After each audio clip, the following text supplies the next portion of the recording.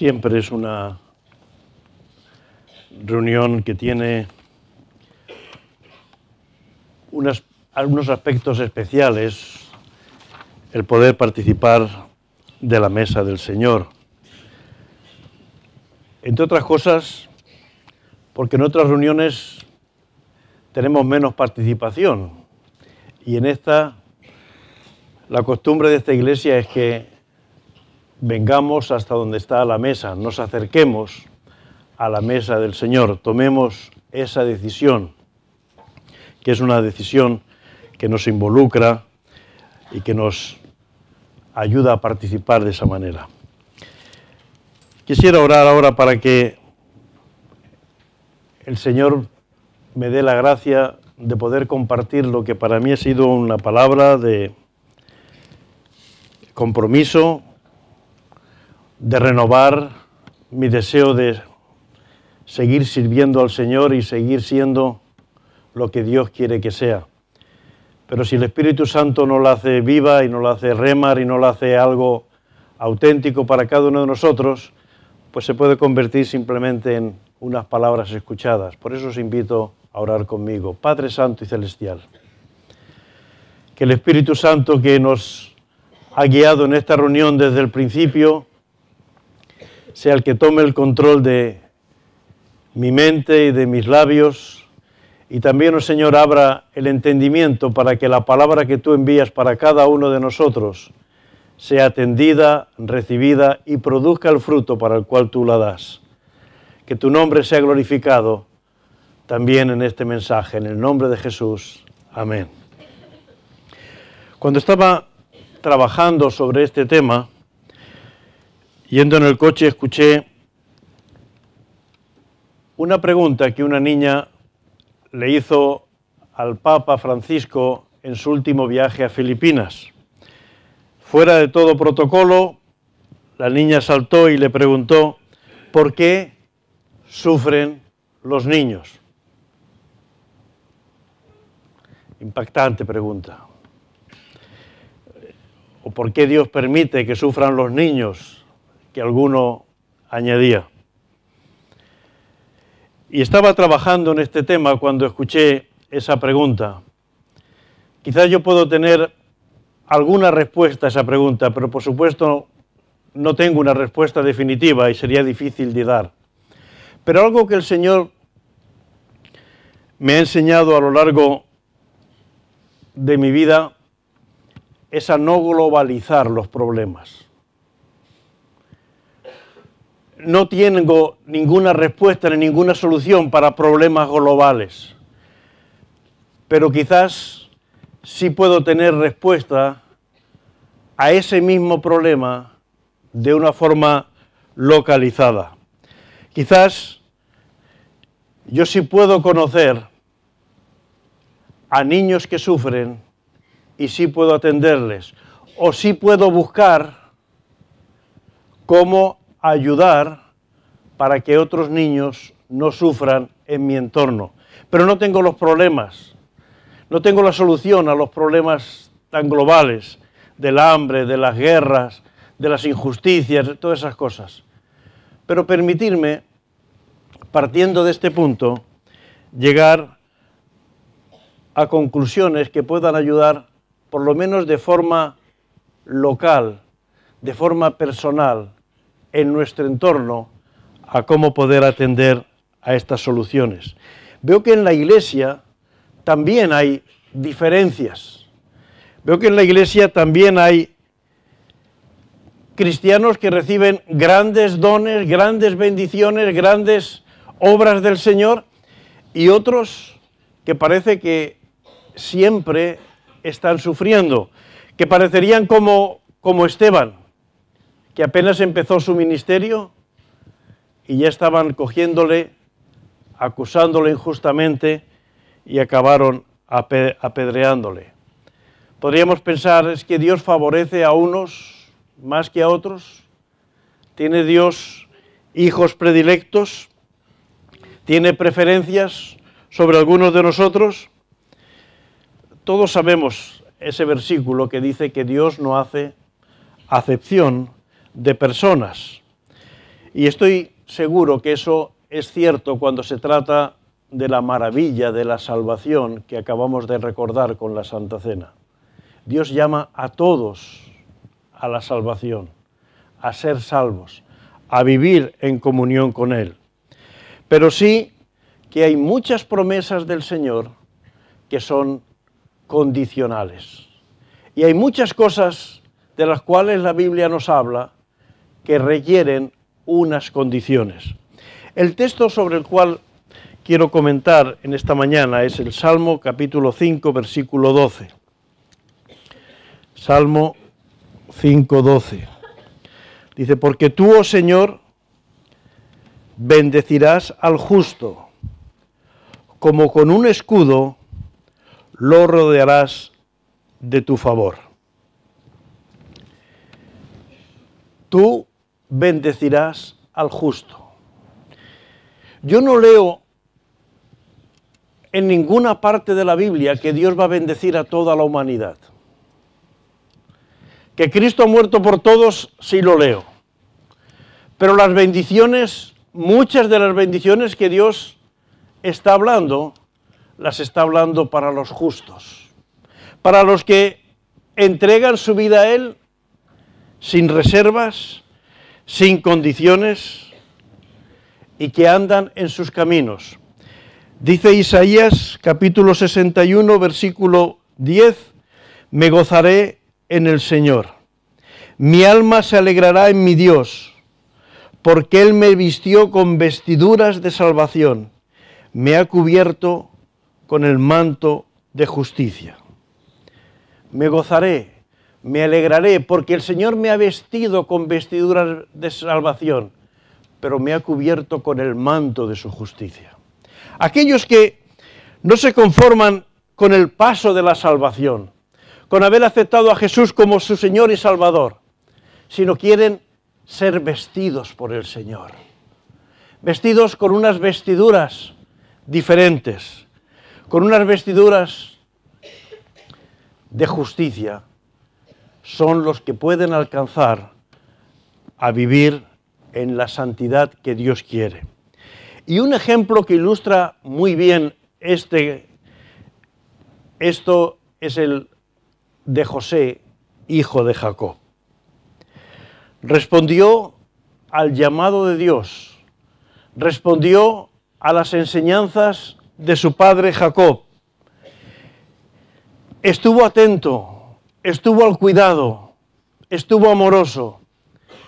Y como sabéis la historia y es tan fascinante que por mucho que uno la haya leído, cada vez que la lee, uno la vive con mayor intensidad. Sabéis que su padre, Génesis 37:3, lo distinguió de sus hermanos dándole una túnica de colores.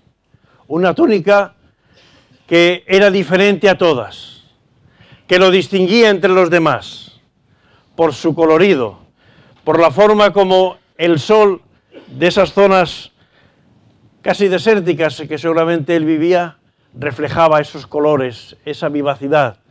En los dibujos que presentan los niños, siempre esos colores verdes, rojos, azules, amarillos, que se veían tan vistosos. Estaba predicando la semana pasada en una iglesia de hermanos nigerianos y algunos de ellos van con esos trajes tan vistosos que me recordaba esta túnica de José, ¿no? Que tanto llaman la atención y que salen a veces de los grises que muchas veces nosotros nos ponemos, ¿no? José representa esa túnica. Esa túnica reflejaba el favor de su padre, reflejaba el reconocimiento que su padre tenía, pero también hablaba de una vida recta. Hablaba de una vida íntegra. Y por eso hablaba de su integridad y cuando los hermanos la veían, les recordaba su mediocridad. Les recordaba que así como para José lo importante era atender las enseñanzas de su padre Jacob, saber las historias que él le contaba de Isaac, su abuelo, de Abraham, saber lo que él le contaba de cómo Dios se le había revelado, para sus hermanos había otras cosas también tan importantes o más, sus casas, sus ganados, sus mujeres, incluso sus dioses, porque hasta de eso tuvo que llamarles la atención Jacob. José escuchaba la voz de Dios, soñaba los sueños de Dios, vivía conforme a las enseñanzas de su padre, pero eso no despertó la admiración de sus hermanos, sino la envidia y el odio. Qué pena que la santidad de unos no refleje el anhelo y el deseo de ser como Él, sino otras cosas. Pero hermanos, la santidad suele ser denuncia o reproche de la mediocridad, de la indiferencia y de la tibieza. Si vivimos en santidad, no podremos aguantar y denunciaremos y se verán reflejados si a nuestro lado hay tibieza, mediocridad o indiferencia, porque la santidad es compromiso, porque la santidad es integridad. José vestía una túnica diferente y eso era porque vivía una vida diferente. Pero por eso fue odiado por sus hermanos. Y no porque su padre, aparte de la túnica, no viviera las experiencias con todos sus hermanos. Si me acompañáis en Génesis capítulo 33, versículo 18, dice: Jacob llegó sano y salvo a la ciudad de Siquem, que está en la tierra de Canaán, cuando venía de Padán Aram, y acampó delante de la ciudad, y compró una parte del campo donde plantó su tienda de mano de los hijos de Hamor, padre de Siquem, por 100 monedas, y erigió allí un altar, y lo llamó El Elohé Israel. Esto es Dios, el Dios de Israel. Lo primero que hizo cuando llegó Jacob con toda su familia, que venía de Padán Aram, de donde había vivido los últimos 20 años, donde se había casado y tenido a sus hijos, lo primero que hace es levanta un altar delante de toda su familia. En Génesis capítulo 35, versículo 2 y 3, entonces dijo Jacob a su familia y a todos los que con él estaban: quitad los dioses ajenos que hay entre vosotros, y limpiaos, y mudad vuestros vestidos, y levantémonos y subamos a Betel, y haré allí altar al Dios que me respondió el día de mi angustia, y ha estado conmigo en el camino que he andado. Los hijos de Jacob nacieron en casa de su tío Labán. Ellos adoraban dioses que no era el Dios de Israel, que no era el Señor Todopoderoso, y aprendieron y vieron esas cosas, y trajeron parte de esos dioses cuando vinieron. Y aunque Jacob les enseñaba, ellos los tomaban como esos amuletos, como esas ayudas. Bueno, no nos ha ido mal. Jacob tiene que decirles: venid, apartad los dioses, apartad esas cosas que estorban la relación con Dios, quitaros de vuestros sitios, vamos a levantar un nuevo altar al Señor. Y lo hizo y se lo dijo a sus hijos, se lo dijo a toda su familia. Sin embargo, leemos en Génesis 37, versículo 2. Solo leo algunos versículos, pero os animo a leer esta hermosa historia. Dice: esta es la historia de la familia de Jacob. José, siendo de edad de 17 años, apacentaba las ovejas con sus hermanos, y el joven estaba con los hijos de Bilhá y con los hijos de Zilpa, mujeres de su padre, e informaba a José, a su padre, la mala fama de ellos.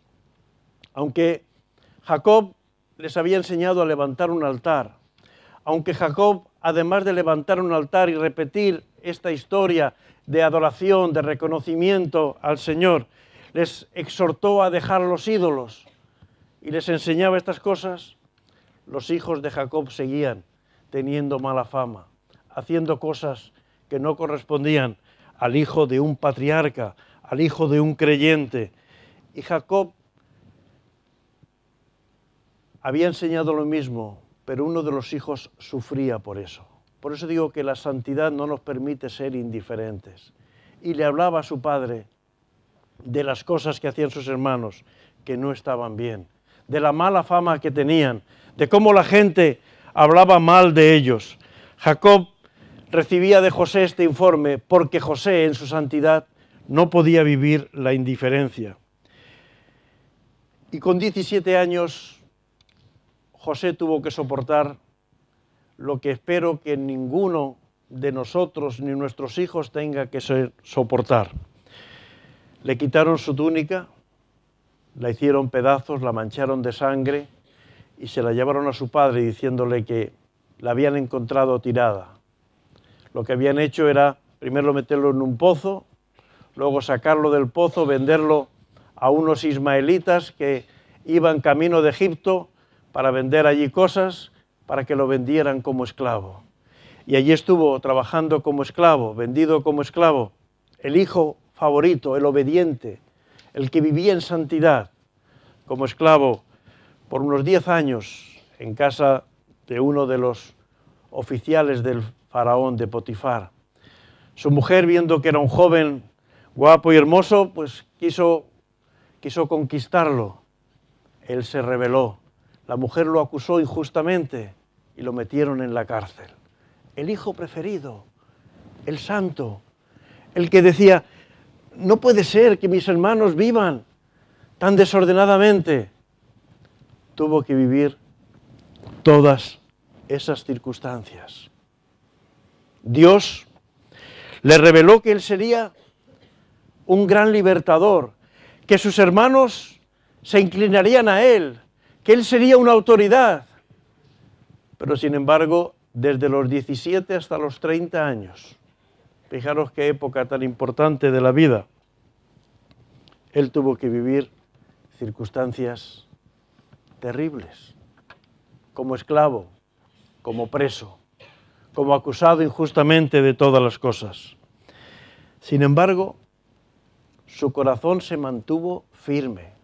Supongo que habría momentos de duda y debilidad, pero quizás él pensaría, Señor, tú has puesto tu vida sobre mí, has dado sentido a mi vida.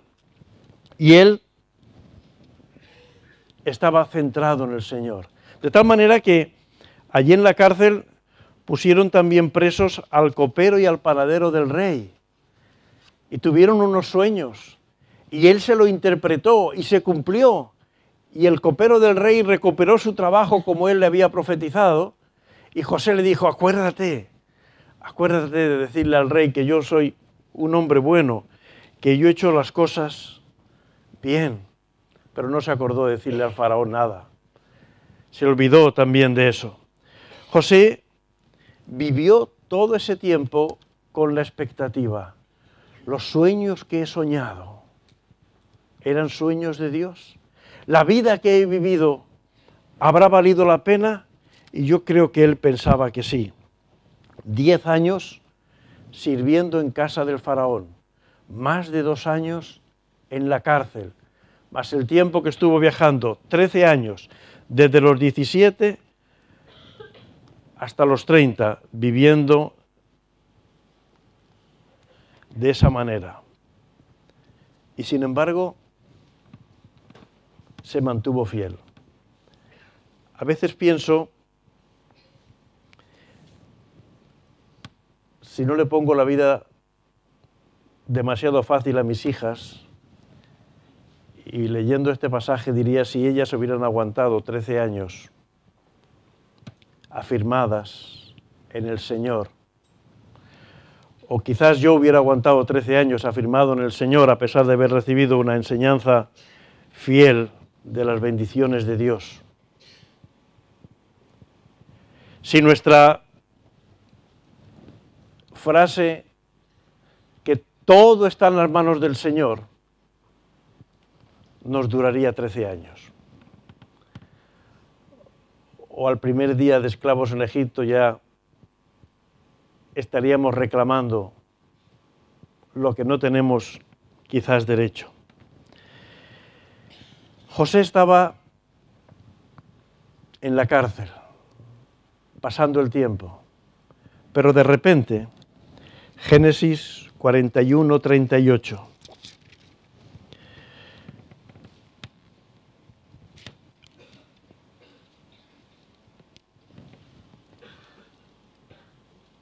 No, perdón, el Génesis 41,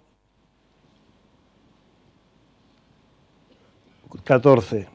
Entonces Faraón envió y llamó a José, y lo sacaron apresuradamente de la cárcel, y se afeitó, y mudó sus vestidos, y vino a Faraón.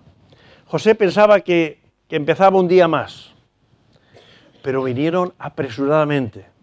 En un momento cambió otra vez la perspectiva. Oye, afeítate bien afeitado, date un buen baño, toma estos vestidos nuevos, arréglate, te vas a entrevistar, quiere verte el Faraón.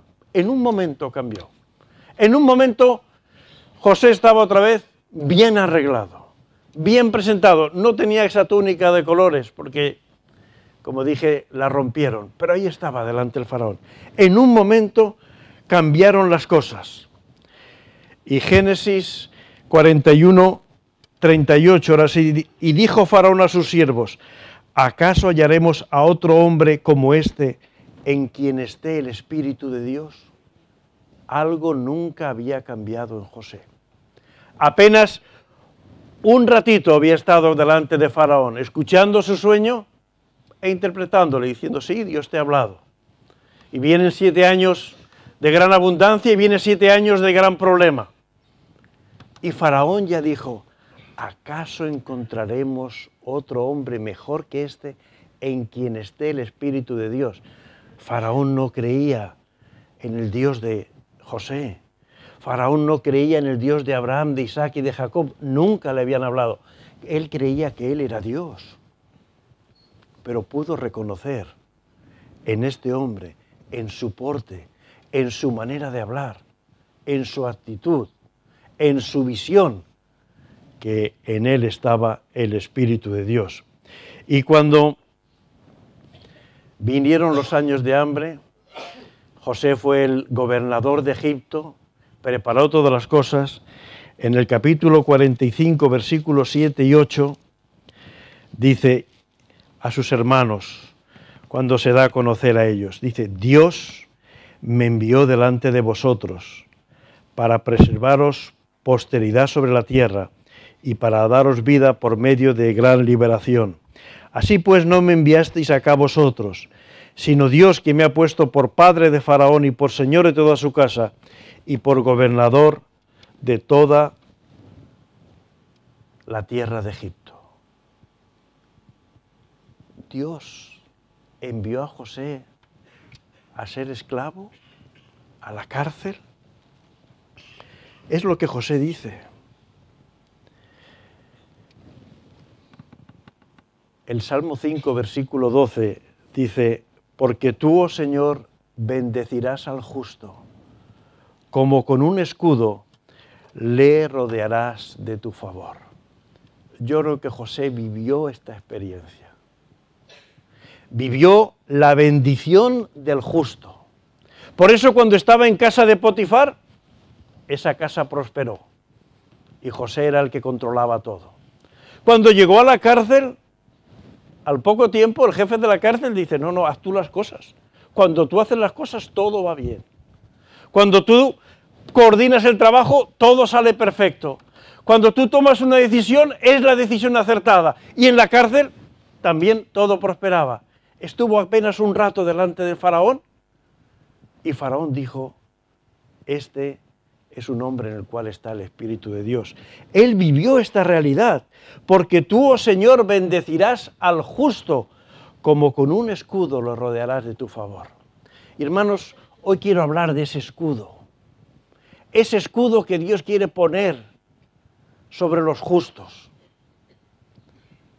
Que ese escudo no te va a impedir pasar por las dificultades, pero va a ser el escudo que te va a llevar a la victoria. ¿Cuándo empezó José a vivir con ese escudo? Pues yo creo que es simbólicamente el día que su padre le puso esa túnica de colores.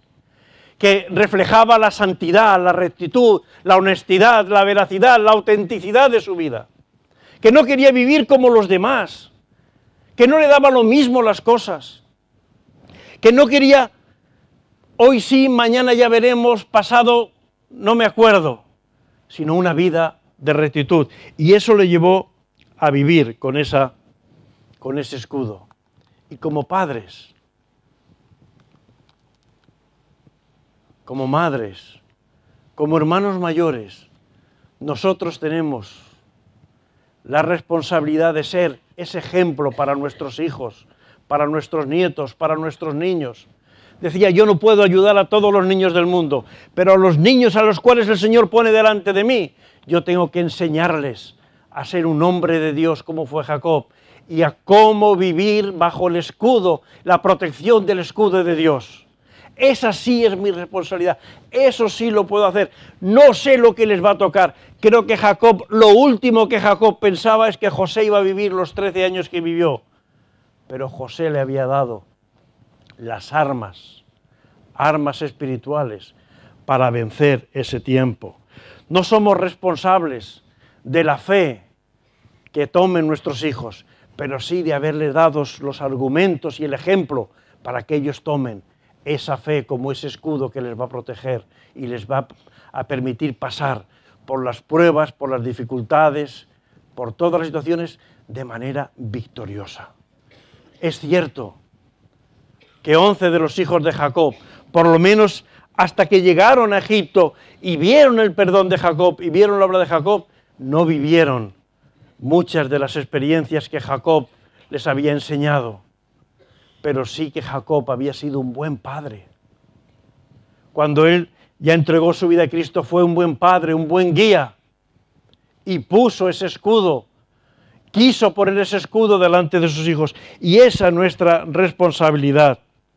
Hermanos, la iglesia será lo que sean las familias, santas o tibias, fervientes o indiferentes, íntegras o mediocres. Haz tu parte para que seamos lo que Dios quiere que seamos. Lamentablemente, muchas veces no somos como José, que denunciamos cuando vemos que algo no está bien. Decimos, bueno, el Señor ya les hablará. No, José en su santidad no podía permitir la indiferencia, no podía permitir el dejar pasar las cosas si no eran como él había aprendido que tenían que ser. Nosotros tenemos mucha ventaja sobre José. Tenemos el Espíritu Santo que nos guía toda verdad con nosotros. Tenemos toda la Biblia revelada. No han pasado los patriarcas, ha pasado Jesucristo ya. Ha sido ascendido por nosotros. Nosotros podemos avanzar y vivir mucho la realidad del Salmo 5:12.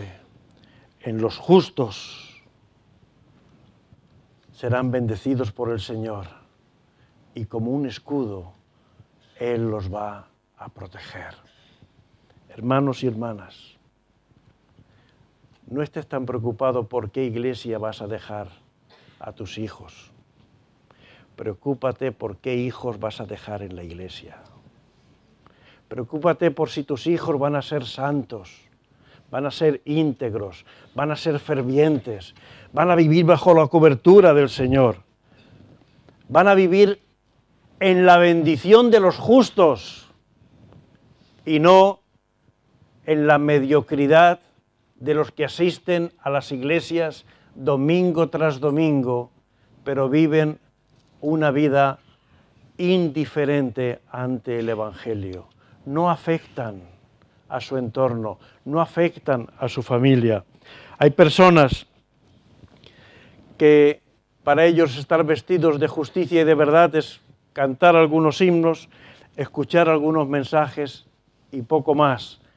El venir a tomar la Santa Cena debiera ser el compromiso de decir, Cristo dio hasta la última gota de su sangre para que yo viva una vida íntegra, para que mis hijos puedan recibir de mí el ejemplo de ese compromiso, de esa realidad con Dios. Y hermanos, ahí es donde cada uno de nosotros tenemos que hacer lo que hemos leído. Pruébese cada uno a sí mismo. Que no sea necesario que tengáis que decirme vosotros a mí, ni yo tenga que ir a vosotros. Pruébese cada uno a sí mismo. Porque el Espíritu Santo puede darnos discernimiento y decir, ¿cómo está el escudo de mi vida? ¿Cómo está el escudo de mi familia? ¿Cuántos altares estoy levantando en mi casa? ¿Estoy levantando un altar? ¿Estoy exhortando a mis hijos cuando veo que tienen prioridades que no son el Evangelio como la primera prioridad? Que en el fondo estos son diosecillos que van ocupando y usurpando el lugar de Dios. Eso es lo que hemos visto que hizo Jacob. Levantó altar, dio gracias al Señor, porque lo que tenía, entendía que Dios lo había provisto. Hermanos, es fácil decirlo cuando estamos llegando a la tierra que Dios ha prometido a Abraham y Isaac, pero es que José lo vivió también en Egipto, porque tenía el escudo de la fe que su padre había compartido. Y ahí tenemos que probarnos y decir, ¿estoy dando la talla? ¿Realmente estoy viviendo las bendiciones de Dios? Porque lo que busco es su justicia sobre todas las cosas. Busca primero el reino de Dios y su justicia. Si no es nuevo, si yo sé que lo sabemos. Busca primero el reino de Dios y su justicia. ¿Y qué dice? Y todas las demás cosas te serán añadidas. ¿Por qué queremos primero las bendiciones y no tanto la justicia? El Señor bendecirá a los justos.